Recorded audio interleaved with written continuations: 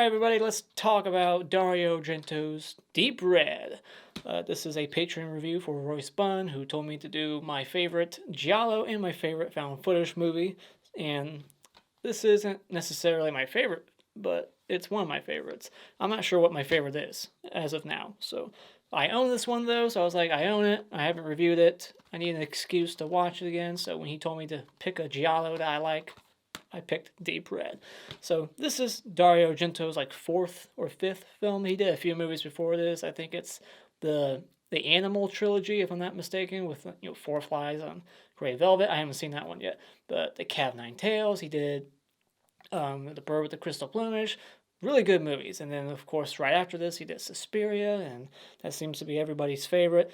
But when it comes to Giallos, this is one of the best Giallos out there. Oh, by the way, this is the 2-hour director's cut version. The version on Tubi and Amazon Prime is an hour and like 40-some minutes long, so it's a different cut. But that's the cut I'm actually reviewing. I'm not reviewing the director's cut. I'm reviewing the other one that most people probably see, the theatrical one. So that's the one I'm talking about, that one, not the director's cut, just to be clear. Let's talk about the positives for this movie. The things that I like about it is the score. This is done by Goblin, right? I think it is. Correct me if I'm wrong. I'm sure you will. Goblin does a lot of Argento scores, and I'm pretty sure this was like the first one they did with Argento, if not one of the first ones they collaborated with Argento with, and this score is incredible.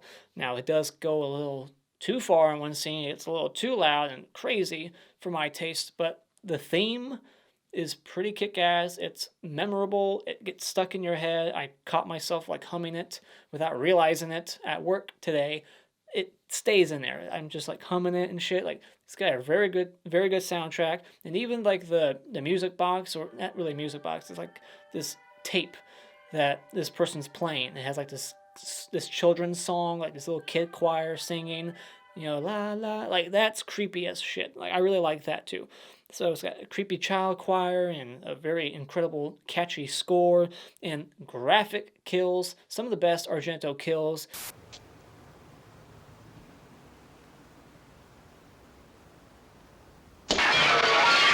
Very graphic, very brutal, and a kill that would later be in Halloween 2. I really dig the mystery of the movie, and Argento's direction is very great. Lots of good cinematography work, very cool shots, beautiful sets and locations. I mean, this is just a beautiful movie, and graphic at the same time, and very macabre, and very eerie moments, and just visuals, like stuff with dolls and robotic puppets coming to life. Like, that shit's creepy to me. That stuff always gets me. And this movie takes a major risk. They show you the killer in the first act. I won't say when or where in case you haven't seen the movie, but this is a movie that actually shows you the killer in some way in the first like 20 minutes. And I didn't see it the first time I watched. This movie also has a couple of moments of really good tension. Like, I love that scene when the main character, he's all by himself playing piano, and he thinks he hears the killer in the next room as he's like practicing piano. I thought that was a really terrifically directed scene, and the characters overall pretty good. There's a lot of standout characters here with some depth. You actually like these characters. Now, as for any like dislikes, I think this movie doesn't have the best pace. It's more leisurely paced. It paces like an older movie. It's just movies back in the day. They don't pace like movies today. This one feels a little slow at times, so it's gonna be probably boring to some. So I'm just warning you, it's not just constantly things happening. It's a mystery slowly building throughout, investigating. Like, let's go look here, let's go to the library. I'm just saying, it's a little more leisurely paced, but just because I'm a millennial doesn't mean I don't get it. So just shut up. Also, there are like a couple of small like plot conveniences, and that's typical of Argento in a lot of his movies, where just like, you're like, really? That's convenient. Just a couple of small scenes in the movie where I thought like, oh, that's awfully kind of convenient, don't you think? Also, the blood, it's Argento blood. It's Italian blood. It's very bright red, so it's a little quibble. I just wish it was a little bit more realistic looking, me personally, but it's just such bright red, like nail polish blood. It's just a little too red, too thick, but just a little quibble I have. Nothing majorly wrong with the movie. And like I said earlier, the music, incredible, but there's one scene where the music is just insane. It just goes nuts. All these other instruments that you didn't hear before are just being thrown in. Like, it just goes crazy. And I'm just like, whoa, dial it down.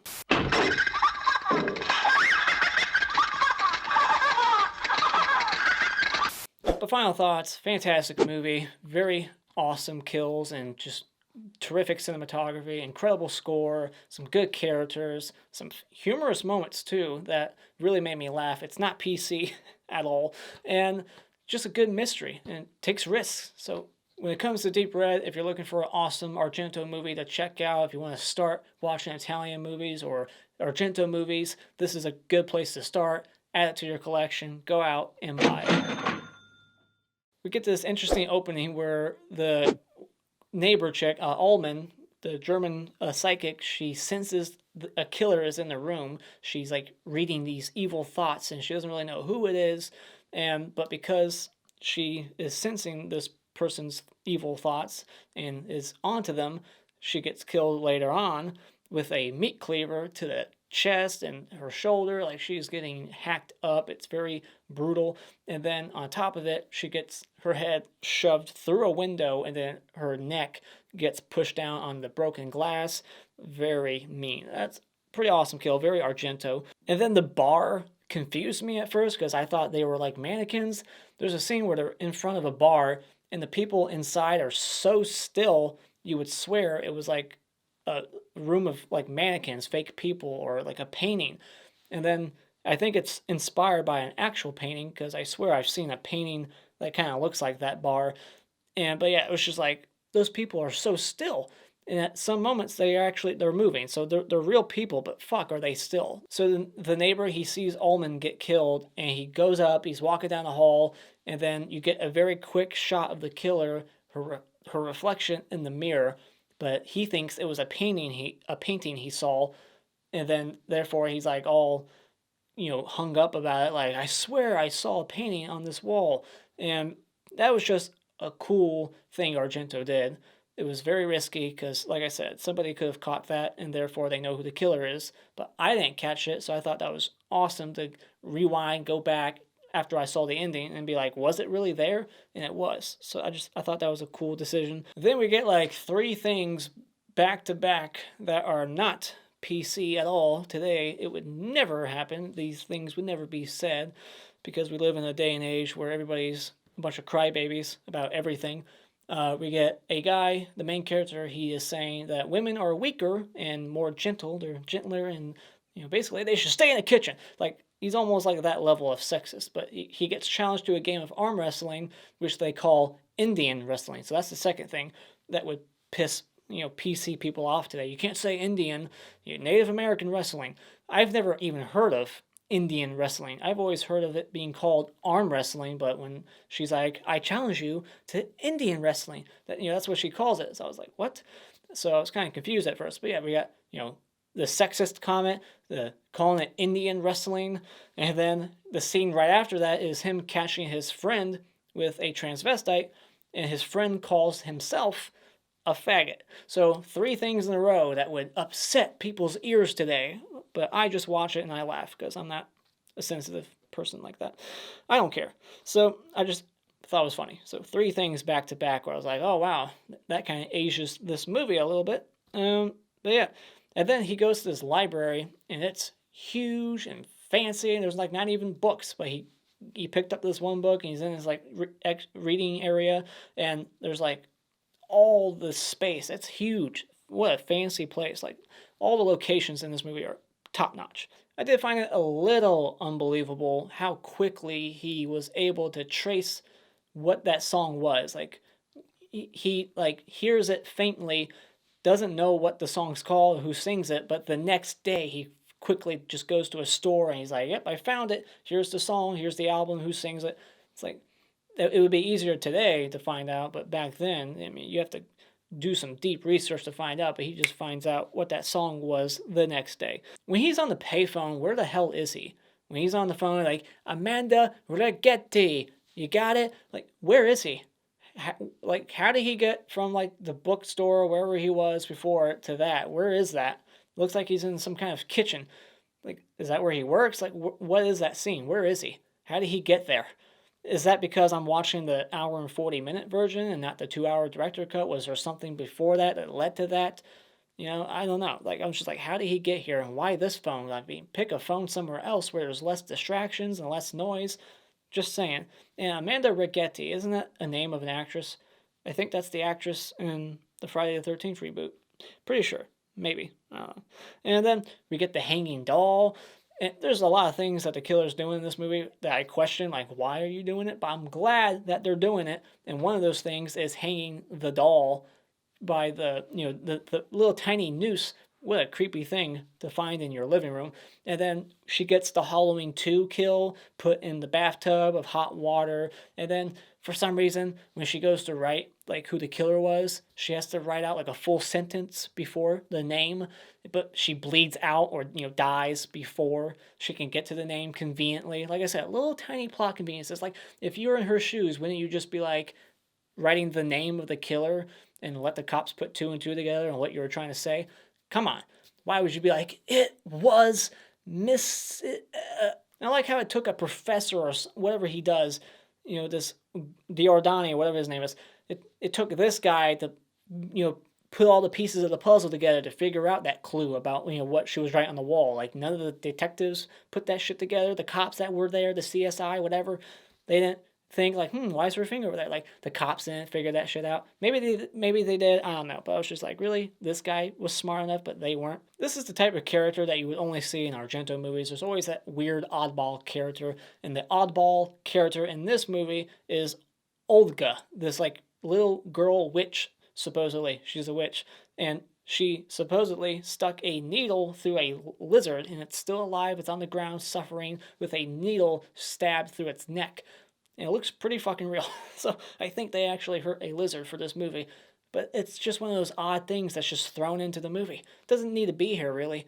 But it kind of just, I don't know, adds a bit of a Argento charm to the flick. Like, this is odd.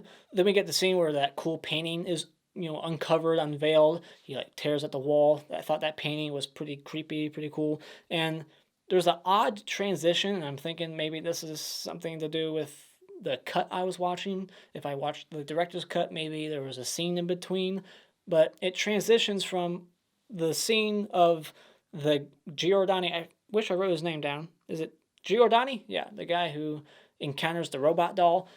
It transitions from a shot of him kind of far away. It fades to black, and then the next scene is him in the same room, same guy, same room. It's the same scene. Like maybe, I guess, hours later or something. I don't know. I just thought that was kind of odd that it fade to black transitioned into the same scene technically. Like same guy, same room.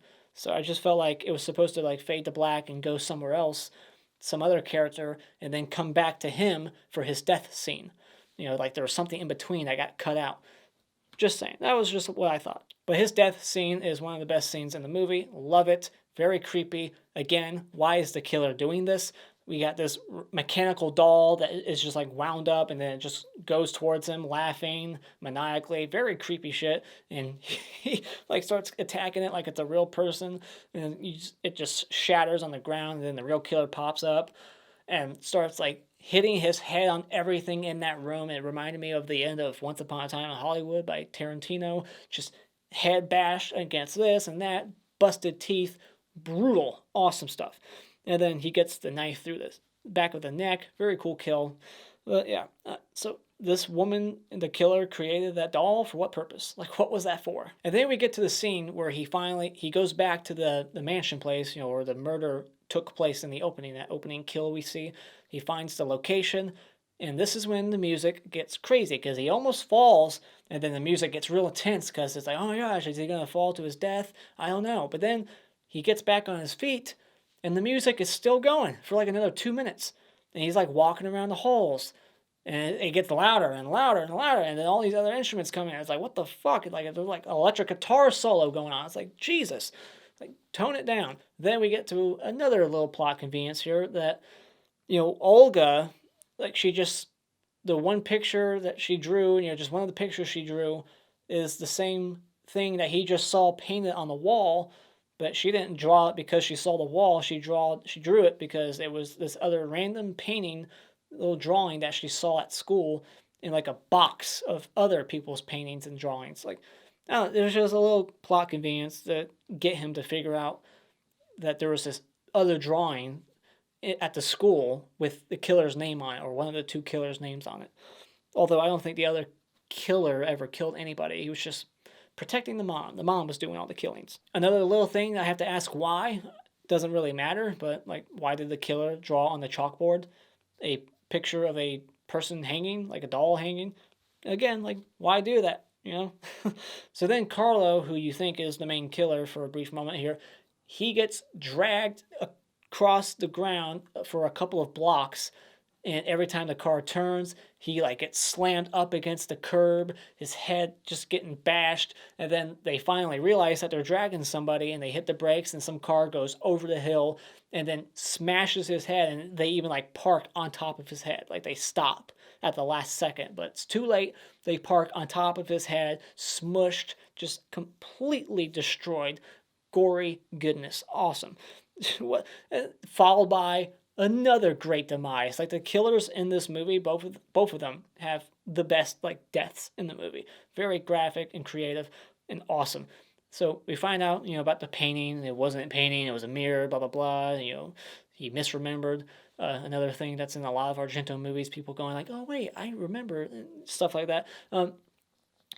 She dies in another creative, gory, awesome way. Her necklace somehow gets stuck in like the elevator, and she can't like get it out in time. She can't like take the necklace off. It's stuck, and then he hits the elevator button. Elevator goes down, and it just completely severs her head. The only thing I wish would have been done here is like a quick aftermath shot of her headless body, or just her head. One or the other, both. I wish we could have just seen a quick shot of her headless body just sitting there. Maybe some blood squirting out, something. But instead, they decided to be a little bit more artsy with it. We just see the blood, the puddles start to form, and it's like a reflective pool. It's so bright and shiny that you can see the other guy's face, it's like a mirror, So yeah, it's very cool death in the movie, and very awesome kick-ass ending. So just a fantastic movie overall.